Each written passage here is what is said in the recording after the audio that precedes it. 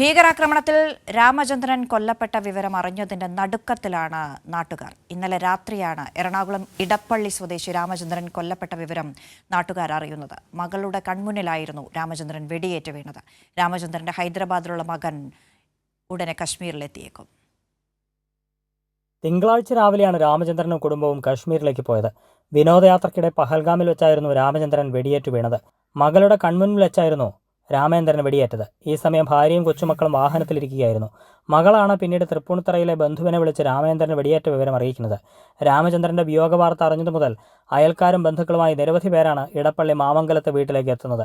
പലർക്കും അദ്ദേഹത്തിന്റെ വിയോഗം ഇനിയും വിശ്വസിക്കാനായിട്ടില്ല. പേര് ചോദിക്കുകയോ കൂട്ടത്തിൽ ഇവരുടെ പ്രയർ ചോദിച്ചു കഴിഞ്ഞപ്പോൾ അറിയില്ലായിരിക്കും പറഞ്ഞിട്ടുണ്ടാവും. സെക്കൻഡിൽ അവർ ഷൂട്ട് ചെയ്തു. പണ്ട് ഇവിടെ രാമചന്ദ്രൻ്റെ അച്ഛനും ഇവിടെ ഒരു ഓക്കയുടെ കാര്യത്തിൻ്റെ ഹോൾസെയിൽ ഡീലറായിരുന്നു. അദ്ദേഹം രാമചന്ദ്രൻ ആ കടയിൽ ഇരുന്നിരുന്നത്. അതുകൊണ്ട് അങ്ങോട്ടും ഇങ്ങോട്ടും പോകുമ്പോൾ എപ്പോഴും നമ്മൾ കണ്ടു വർത്താനം പറഞ്ഞിരുന്നതാണ്.